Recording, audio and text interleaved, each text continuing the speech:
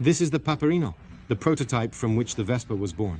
As you can see, it still lacks what will be the fundamental feature that will lead to its success, which we see in the MP6. What is the feature? Then comes the possibility of no longer having a frame, a vehicle between the legs. The Vespa, therefore, evolves into many models. Now I will show you a few. In all its evolutions, the characteristics that invent the concept of the scooter remain. Let's move on to the Piaggio Museum, which, by the way, is free, and I recommend visiting. It evolves in many variations, so we start to encounter the T5, a Vespa that is highly sought after today, expensive because it is more powerful compared to the others. Here we have something where the automatic transmission of gears arrives.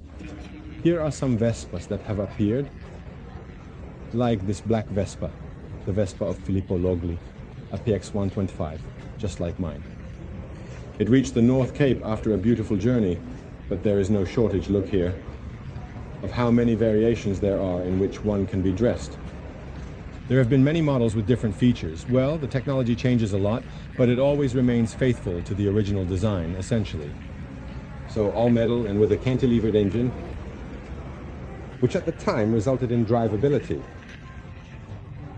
Certainly inferior to that of current scooters, which have better mass centering. In another section of the museum, we find the entire area dedicated to Corradino d'Ascanio, famous for inventing the Vespa.